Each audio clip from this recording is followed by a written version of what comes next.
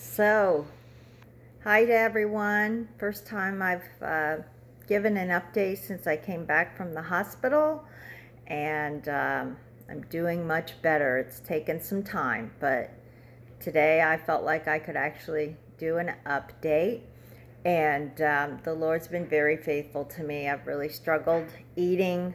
I've lost quite a bit of weight and just haven't been able to intake much food at all.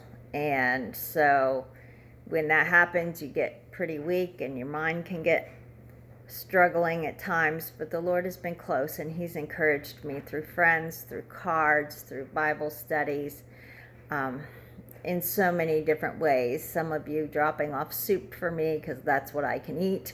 A neighbor doing some meals, another friend bringing some meals for my husband and son to bring to work with them. And so it has helped a lot during this time. So thank you to many of you who have reached out and who have been faithful in praying.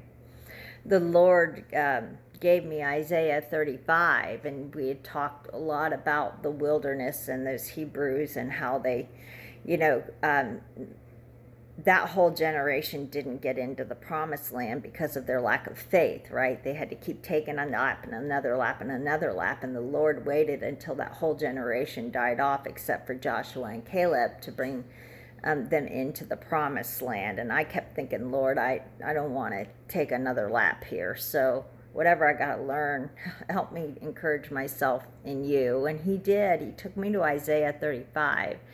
And it says, the wilderness and the desert will shout for joy and blossom. Like the crocus, it'll blossom profusely and rejoice with joy and jubilation. The glory of Lebanon will be given to it, the majesty of Carmel and Sharon. They will see the glory of the Lord. The majesty of our God will strengthen the exhausted and make the feeble strong. And I was like, wow, Lord, exactly where I am. And yet you show me that there's beauty in the desert, that life can come from a barren place, that not just life, but life abundantly and joy abundantly and beauty abundantly. Lebanon is part of the promised land. Carmel and Sharon were noted wooded areas and pastures in the promised land. So just lots of not what you think of barren things in a desert area, that the Lord will place there in that wilderness, and that the Lord will strengthen through the resources of the richness of that land, will strengthen those in it who are exhausted and feeble. And that's what He's doing with me through the Word. He's encouraging me and through many of you. So I thank you for that. Medical update. I did see and choose an oncologist yesterday. I will be starting 4 months of 3 days in a row of chemo, and then off for 10, and then back on for 3 for 4 months. After that, I will have 5 weeks of 5 consecutive days, each of those 5 weeks of both chemo and radiation. So that's going to take me probably through September.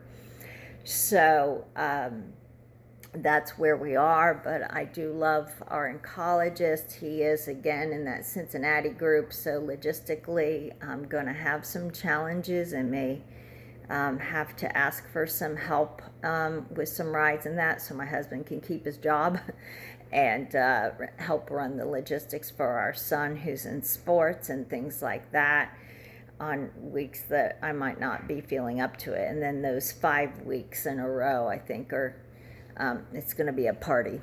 So I'm just trusting the Lord that He's going to give me the strength and things to be able to come through that. But certainly that's a prayer point, that I tolerate the chemo well, and that the symptoms are managed, and that I have the strength to do some things around here.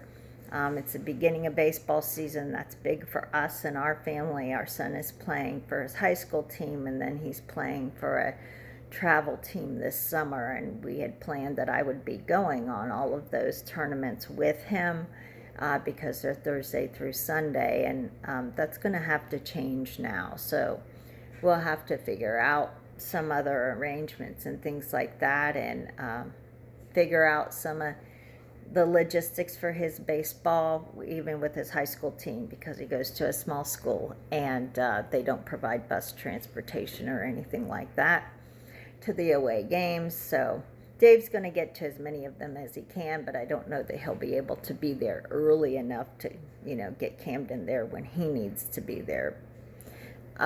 So we'll figure all of those things out. But outside of that, I'm very fortunate. The Lord has started to help me be strong, and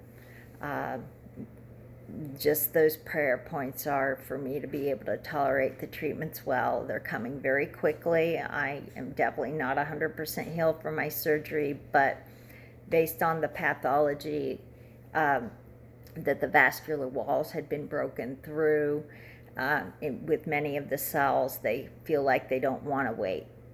They want to make sure they get everything before, the horses out of the barn, so to speak. So we're starting it a little bit earlier than anticipated, and with a pretty aggressive approach, and we're trusting that the Lord's going to have his hand in all this. So thanks to all of you, and I continue to pray for you, and I thank you for your ongoing support and love.